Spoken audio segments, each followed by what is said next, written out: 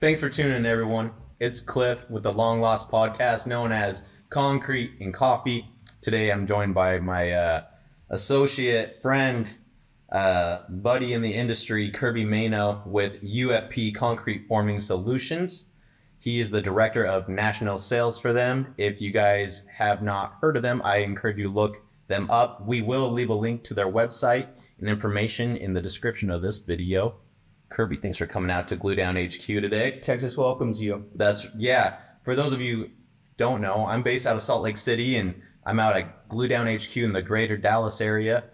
And that's also where Kirby's from. That's right. So he got to saunter on over here, because that's what you do when you're in Texas. You saunter Over, yeah. That's Enjoy right. the 80-degree temps today in February. Yeah, this is like the perfect time to come down to Dallas. It's that cool weather. I got to wear a polo. I'm not worried about, having to cover up with my winter coat. That's right. That's right, man. So, UFP Concrete Forming Solutions, I think the name says it. It's not just UFP Universal Force Products, correct? Correct. But then you guys have divided or segmented and now have different offerings in those segments.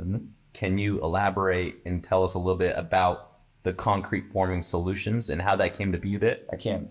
Yeah, so for everyone, just like Cliff mentioned, we're part of a parent company, UFP Industries, which was formerly Universal Forest Products.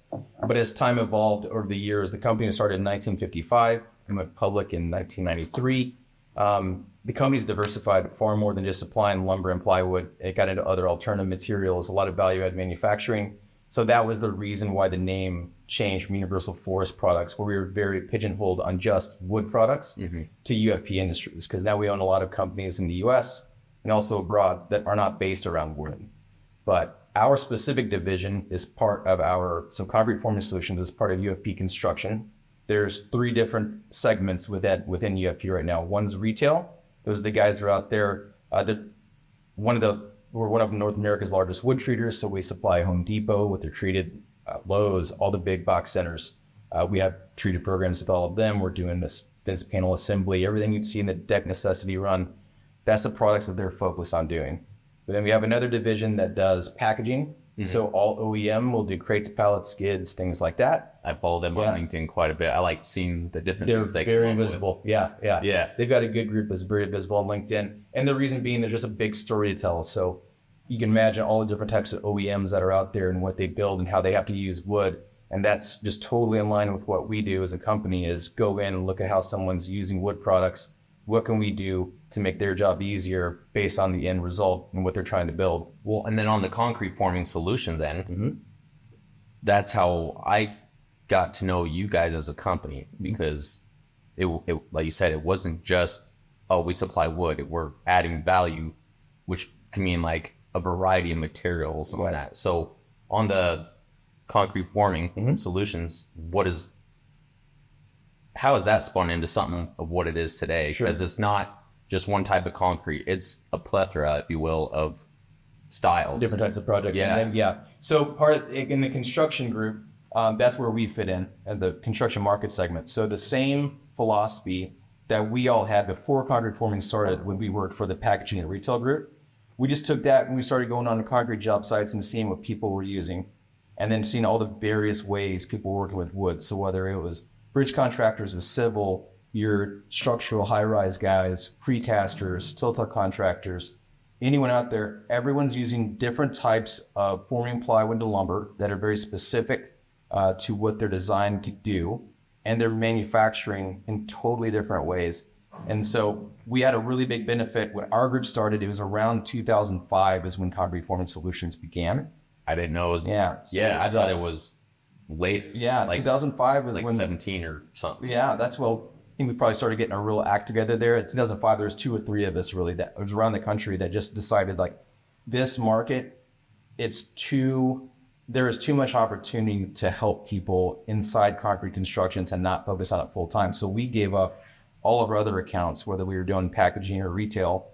We gave up that just so we could focus full time on concrete construction. And so Phoenix, Dallas, Fort Worth, Atlanta were those markets where we had that initial group come out and just walking on job sites. And it really started with, we had wood stake machines to fill contracts to some of the big box stores. and we knew that we had a lot of capacity on them, and that stakes that contractors needed were different than stakes needed for retail. Yeah. So when building just something in their yard, like a tree stake, whatever, it's not the same thing as a forming stake. So we wanted to dial into what the specific needs, and then you go out there and start listening, and you figured out, oh my gosh, like nothing these contractors are buying end up in the same format that they arrived in. So 2x4 16s getting cut up almost every time. 4x8 sheets of plywood are getting cut every single time.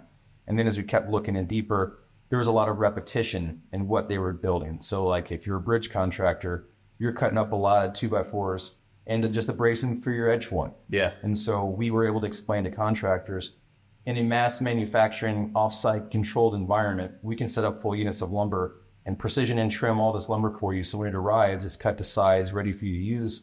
Your labor on site, have them do some other things that mass manufacturing can't do. We want to keep everybody employed, but we want them doing more value add tasks than watching everybody try and find ways to cut lumber down to smaller sizes and we could view it. Yeah, the value add, I think that's a good point there because, some of our buddies out there don't understand what value add is. Mm-hmm. And the way I've always interpreted it, because I think it's one of those things you interpret, what is that value add? And for me, it's always been, okay, it's not just the cost of this material, it's what labor am I saving you by taking that off your plate? Right. Is that hitting on the head, or do you want to elaborate? Yeah, no, I think you get glue down is very similar to UFP, and when we're on a job site, we're trying to see the big picture of all the things going on. So we do our best to understand the cost buckets that matter to a contractor. And on a tilt job, obviously labor, concrete, steel, those are the three things that we try and bring control to for the actual contractor. So when it comes to value add, it's trying to figure out, it's literally watching there and almost doing a time study sometimes, like how long is it taking this guy to set up 2 sawhorses? Let's say he's cutting all this panel for him.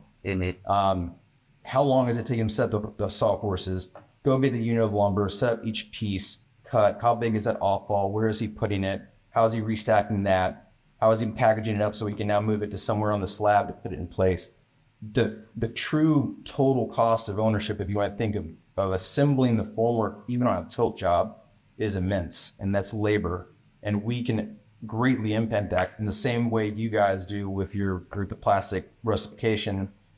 When you are not having to rework reveal, whether it's peeling up while it's before the pour or you're repairing holes after the pour, that's just dumping money in the cost bucket, that labor cost bucket that can get so big.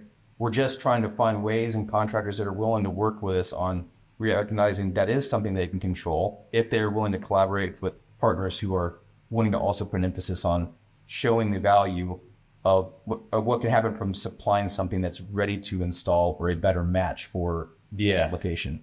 And what's funny is on the labor end, everyone thinks this is my favorite one because I've gotten to show this in Arizona really quick and easy, and then up in Idaho very recently too. Was, well, my guys can cut this, and I'm like, all right, cool, show me. Because I'm like, I see you got a saw set up and stuff, show me. Like, yeah, let's do it. Okay.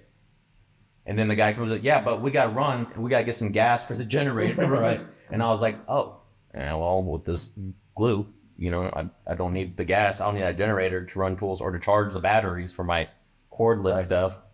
That was the big one. Yeah. Hilarious. I'm like, oh, because that's the number one thing I always see. Anytime we're getting ready to do something, like go build panels or whatever, it's, oh, someone's got to run and get gas for that generator. Yeah. And then bits and blades. Yeah. Bits and blades, I think, just eat up all the time. 100%. Yeah. So. Well, you're right. Yeah, it's a good point on it's really, the value add is, it's less labor. Yeah, it is. Not just when you're on a job site, as you go around, you have a very big presence on job sites. Just watch, even when it comes to wood, how much time is spent with the pre-planning to go get all this material. They're going to cut it. They're not going to use all of it. There's going to be drops that are no value to them. Some guys do a good job of finding ways to repurpose it. Right. But even then, you're having to spend that time to figure out ways to maybe make another kicker out of it or something else. It's just constantly adding cost into a bucket that doesn't need to be there. But the amount of accumulated waste when it comes to wood can get really out of hand and also be just totally overlooked. on a site as far as like once that pile is sitting there, what you can't use, now cleaning it up. Yeah. It's a big deal. I mean, we've got multiple examples, and sometimes there's even more on the precast side of things, where we've been able to find ways to add value by cutting things to size before they arrive to eliminate waste, where it's removed. The guy's taking off 3 dumpsters a week, he's down to 1.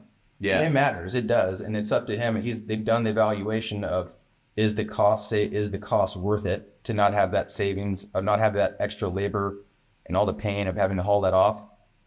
They're coming back and we're redoing it again. So we don't need to ask them, and we're coming back. That kind of goes into like habits, breaking bad habits or changing a mind shift on current habits, which we've got to deal with time and time again.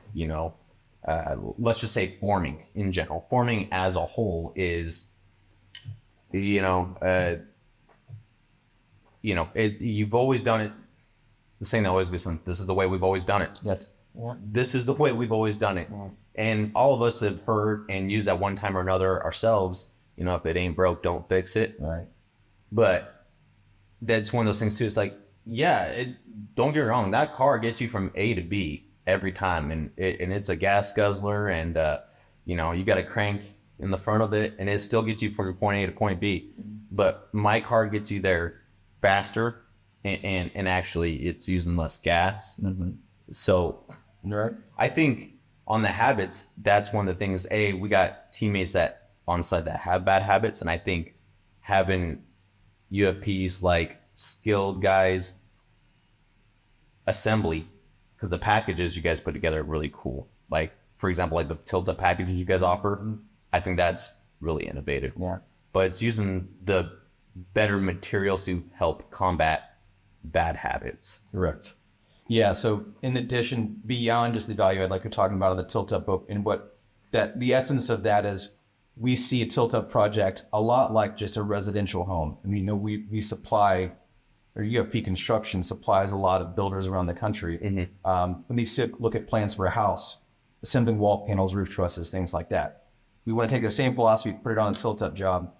When you have your panel book, you already know all the sizes of course, like, the sizes of your openings, the quantities, how many panels per phase you're going to pour. A rough idea when you want everything scheduled out, what's actually your pour sequence going to be. The depth of the panel form you're going to need. If you're going to want it beveled, like your slab edge. All of that is the services we provide on the front end of that tilt-up package. So that way, if you're going to do your slab on 1 week, we're just going to supply the materials for your slab. And then the next week, you're doing panels 1 through 40. We're going to supply all the openings and the panel form ready to install for those panels only. Reveal everything, so it's just for that section. Mm-hmm. So the materials will sit there and waste and work and everything else. So there's that portion of it. That's the value add. What you're alluding to, of course, is how is material eliminated. There's other materials available to use inside that forming that aren't the same as they were 10, 20, 30 years ago for us. Yeah. Various grades. It's our job. If our guys are doing their job on a site, they're listening to the issues that the tilt-up contractor is having with the waste, or is their panel form not staying straight, and showing them the other things that are available that have changed over the years. So it's not, you don't want them to always rest on, this is the way we've always done it. I love the way you just set that up, because that dives us into materials themselves, because there's a couple materials that I'm a huge fan of. I've always been a big fan of LSL. Mm-hmm. A couple of brands specific on there, but things get difficult sometimes when it comes to acquiring it, the location they come from in general, like where they're manufactured. But you guys have got a new one that you guys have been pushing out there, which I've always liked since I saw it, mm-hmm. but I looked into it more yesterday. In the company, in the detail sheet that I got from your guys' booth at the Tilt Up Concrete Association Expo, your guys' PWT LVL. That's right. Can you touch on that real fast? Because I think that's cool. And I got to go to a job also in Arizona in November where I got to see what the LVL that they used to use. Mm-hmm. And then on that same site, a pretty fresh batch for Matt out there that was looking real good. And I got some good videos I'll send your way too that had it. It had glue down canister. It has the PWT on the lumber, and then it has glue down canister getting glue down in the background. I was like, oh man, that's a great piece. Yeah. So engineered wood products, and so you'll hear this in the industry when people say EWP, they're talking about engineered wood products. Okay. So it's just not solid sawn lumber as it comes from the mill. That started in residential construction, of course, for think of like door headers, where you need straight lumber, where they didn't want to have anything that was warping because you couldn't install around it. Those are very because then like 6 months to a year later, your doors have to be closing the same. Right, and those are structural members in a residential job. Now, same thought process. Now go to tilt-up jobs where you're laying out who knows how many lineal feet of panel form. And if you're in the West trying to use green Doug fir, as soon as you get that on a job site, it's going to crack. You're going to start moving. It's no fault of the wood. That's wood we're trying to return back to reacting to the situation it's put in. So it's not faulty lumber, but no matter where you are in the country, people have continued to try and find a way to use just what's there. It doesn't mean it's the best fit. Engineered wood is made to where when you get that delivery, regardless of where you are, it reacts to the environment the exact same way. And so there's ways to manufacture it. LSL is laminated strand lumber. And so that, if you've seen on jobs in the West, it looks a lot like OSB, oriented strand board, where it just looks like strands that have been pressed together. The logic there is that it is all 100% usable, all edges, both faces. It's got moisture resistant resin in it. It's non-structural. It's perfect for panel form. That LSL was created as an alternative to what really is considered the predominant preferred product, which is LVL. And it's a cross-banded LVL. That's laminated veneer lumber. The cross-banded refers to how the plies are oriented. So if you're thinking about plywood, you want your veneer to be able to be pressed in a way where the forces are pushing against each other, and that's what keeps it flat. So the PWT LVL that we distribute is a cross-banded LVL, and most LVL mills don't want to make that. It's very slow. It's cumbersome for them. They want to produce all of their LVL very quickly, get a lot of output. But in order to do that, you got to have all your veneer oriented the same way. And if you make that where all your veneer is oriented the same way, and then you go put it on a job site where you're going to pour concrete on one side of it, that one side is going to get moisture absorption, and that other side is going to start moving. And so the reason that we produce or we distribute the cross-banded LVL is that they'll change the grains so they work against each other, and it keeps it straight. And it's meant specifically for concrete forming applications. And that's what we talk about when we say it's a concrete form LVL. It's cross-banded so that every piece remains straight when it's on the job. And it also gives you a chance for the highest amount of reusability. Compared to LSL, it's a little bit lighter. Both options are better than dimension lumber. Let me say that. So regardless of what flavor you want to go for, to not consider using it would be a mistake, because every piece is 100% usable. You will not have any coals. You guys don't have to sort through the stack and then do something with it. As soon as they take the paper off, you can install it. You can also leave it unwrapped. It's not going to move. Because that job in Arizona, it was cool. Yeah, because the stuff they had used, and I took pictures of, hey, this is what they've been using, and here's what they're currently using. And I mean, the older stuff was, it was cupped hard. And I actually I borrowed a guy's speed square, threw it up against there, and it had cupped to the point where it was, I asked them how many pours they had on it. They said they had 2 pours on that bundle of lumber. And after those 2 pours, it already cupped 3/8. Oh, yeah. That's huge. That's a big cup. Right. And I'm like, that's just the start. Yeah. And so I got a piece too that'll show like a clip of that lumber here to see, so people can actually see what that difference is. Yeah. Lumber's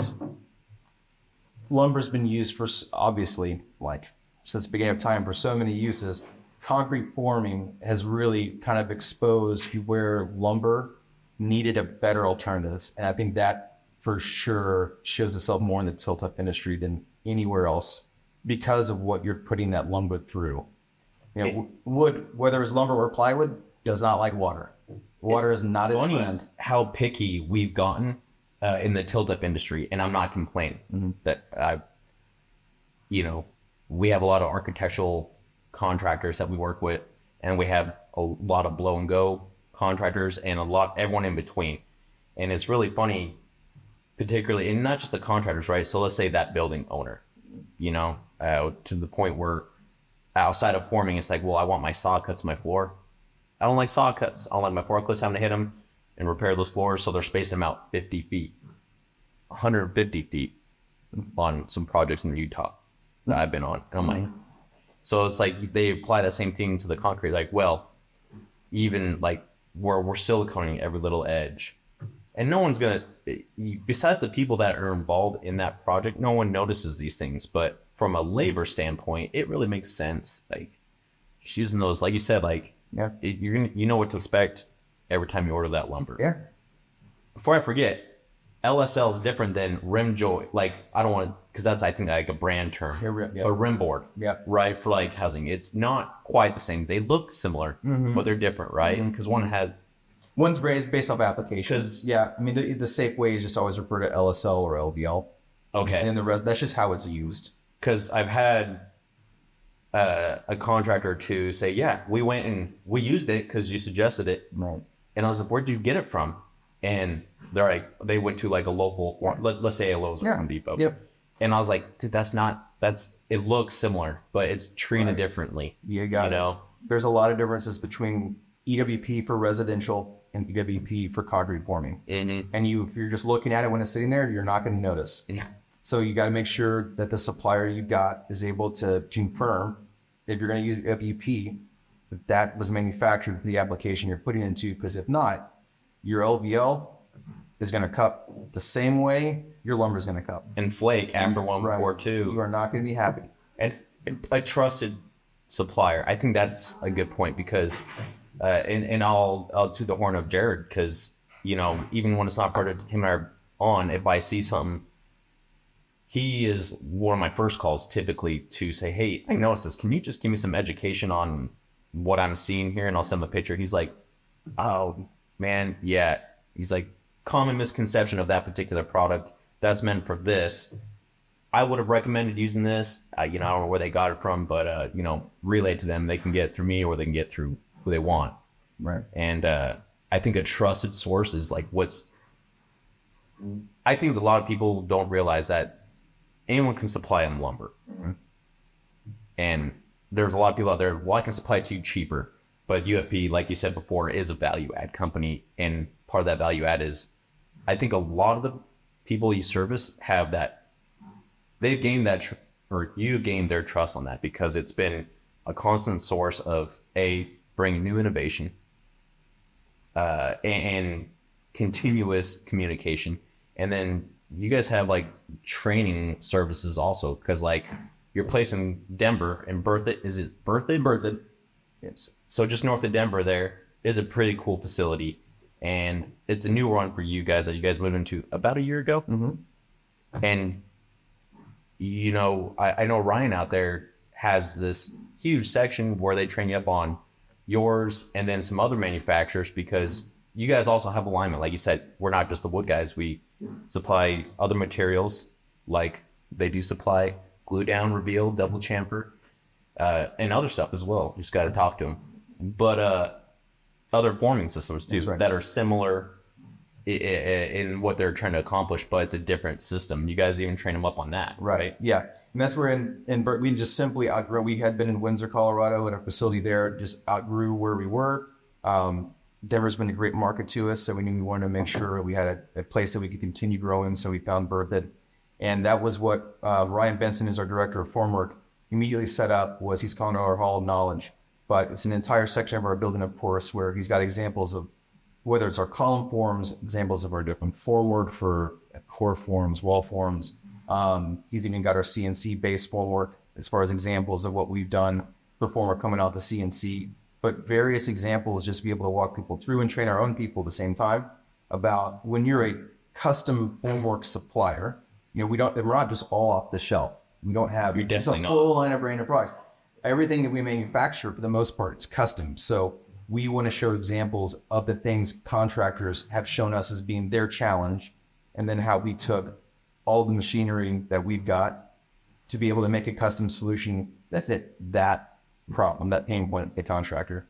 So that's also part of the hard part about getting an identity, is when you're full custom, where everything you build takes the shape of the job and the exact need. Yeah. Kind of hard to relay that sometimes. So getting people in the facility is something you love to do, so we can show them and give them background and context to what we've built in the past. Well, that goes into consultative selling. Right. You know, sometimes, you know, we're very often on job sites, and a lot of guys think I think a misperception is, oh, they come out and just tell you about their product. And I know Blue Down's strong suit has always been, hey, let's go out, show me what you're currently doing. Can I just see the process today or for the next hour? I don't even want to talk about my products. I just want to see how you're doing it, and then share with me some of your pain points. And if I notice something also, I'm going to share it. And that was always been my experience with Jared too. When we go out on site, so he's like, hey, I know we're not talking about, let's say the reveal, like let's say he has like you know, the rest of the forming on there, and he's like, you know, I noticed you guys are big fans of, let's say they're gluing or nailing, but you're using just some standard pine. You guys have any challenges with that? What? No. Okay. But I see your guy over there, he's having to put a nail every foot. You know, even if you want to nail it, what if I told you I could cut your nailing in half? Right. Yeah. And I think one thing that we both glue down, and that was one reason I really liked our first meetings with you and Chad, was very clear from the beginning. Y'all were consultative salespeople, and you spent time on the job site to be able to observe the bigger picture issues that should matter to the superintendent or the project manager, but definitely matter to the owner of the company. Yeah. The person responsible for the profitability of the business as a whole. So our presence on job sites is to be able to look, observe, and be able to note things that we think could be improved. Because if not, you're just a supplier. You're just a vendor, and that's 100% not what the best companies that supply the construction supply industry or the construction industry. They focus on what the real life issues are. That superintendent's busy building the building. Yeah. We just want to be another set of eyes to say, have you thought about this? Or what if this? Another set of eyes, yeah. And I understand from like their standpoint, like, you know, if they constantly have people pushing something on them. But at the same time too, it's like when you get to that point, and they're like many are probably overloaded, it's like I gotta focus on just what I see here. Right. But then it's like if you can get someone else to mildly suggest like, hey, I get it. For the next 10 minutes, can we just open it that way for a minute? Sure. And then and not just get it like a 4-foot view, but let's at least elevate it to a 100-foot view. Right. Situation. Yeah. And yeah, that I agree. That's also tie that together for the companies that accept and are inviting people to be able to go on a job site, because you're helping them mitigate risk of the issues that could occur as they adapt new products. So we're out there for the same time, the things we see that work well, that they're doing well, we can also help facilitate that communication to their other job sites, referencing that jobs. And that's been something I've seen add value time and again, is seeing the way the contractor is working and then letting inside that same company, the other job sites know the way they're working over here that seem to eliminate that. And all of a sudden you've got this, it's almost like continuous improvement. You're facilitating good communication. We got to do it. Yeah. And what we got to, I think, not recently, I guess it's been a handful of months now, like early winter, got to see that between the team that was doing the Tesla project in Colorado to doing the next project after that, and the combination of materials from different sources. But they got to say, okay, these guys collaborated on how to make that Tesla facility work. Yeah, we're using, you know, different layout and everything, but we can take that same collaboration and put on this next job, which for my buddy, a different Jared out there, you know, said like, hey, because we got to do that project like this, we're anticipating this project to go smoother because of what we learned on that one.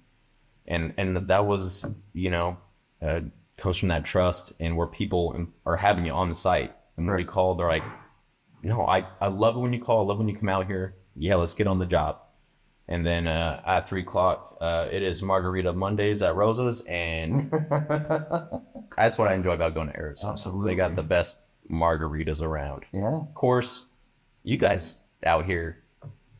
Not a bad place for after hours. I'm super basic, right? And I know a lot of people are going to bash me for not just being a beer guy. But if it's not bourbon, I'm not going to lie, it's a margarita. Oh man. Yeah. Okay. Enchiladas and margaritas wherever I go. In fact, the first night I travel, I don't get a margarita, but I always get enchiladas. And then the last night of travel, then I get the margarita. There you go. With the enchiladas. So have you done Joe T. Garcia's in Fort Worth? You know? Well, there's your tidbit. Those are your things. That's what is it? Go. Joe T. Garcia's. Joe T. Anyone that's listening knows Fort Worth or anyone DFW. They'll know. It makes no sense that you haven't been there. I believe you can have a couple of margaritas there. They might cap you. There's this one in Utah called El Chihuahua, and they do this thing. It's not necessarily margarita by any means, but they do this thing called the Death Star Ducky. Yeah. And it's in the biggest like margarita glass you've ever seen. It's like half a fishbowl. Okay. And then I'd have to look up what they put in there. But besides tequila, I think there's like a hard seltzer and like some absinthe or something in there. Yeah, and then they put their like, this is where it gets, a lot of people who don't have a sweet tooth will get grossed out by this next part. But then they'll put in their flavored syrup, right? So let's say you want peach or watermelon or whatever. And then they have hundreds of different kinds of rubber duckies.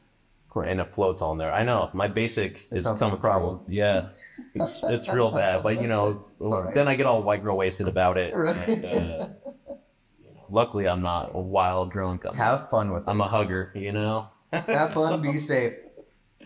Well, one thing I wanted to check on because, as building kind of is like, the economy right now, I don't want to say economy, let's just say the construction market right now, right? It's going through like its little slope and stuff. Then in my mind, I got to carry it over from what it looked like during, let's say, COVID. And then I've also been reflecting on 2008. And we get to see material spikes and dips and spikes and dips.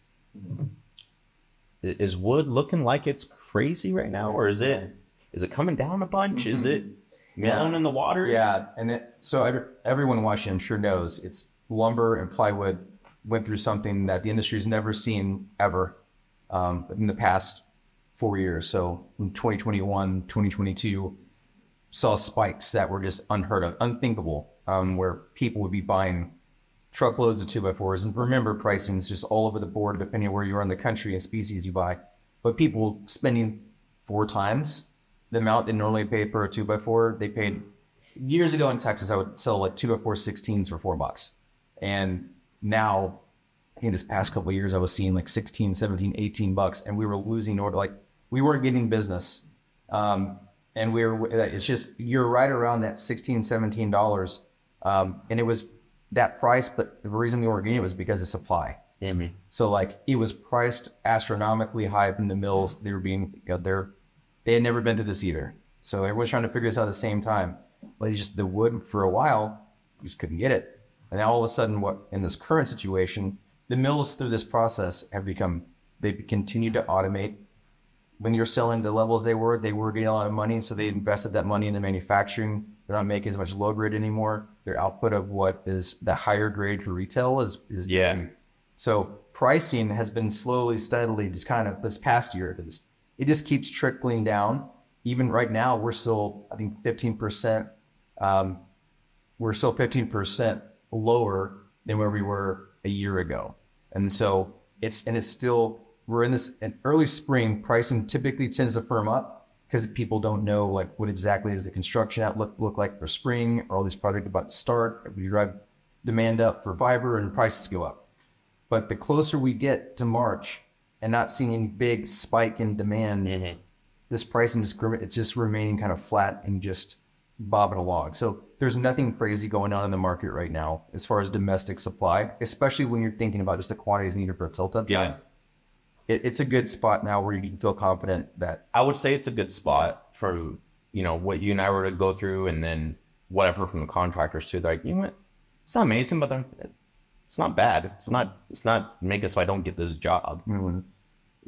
Of course, I'm not gonna lie. Like my stocks in lumber companies right now, I just like 5 days ago. Mm-hmm. I'm like, I'm gonna pick up some more because I'm like, because it's a fair time to be in certain stocks, and like lumber, something I've been watching for actually since I've been just shaking hands with UFP, and stuff like the stock end of things.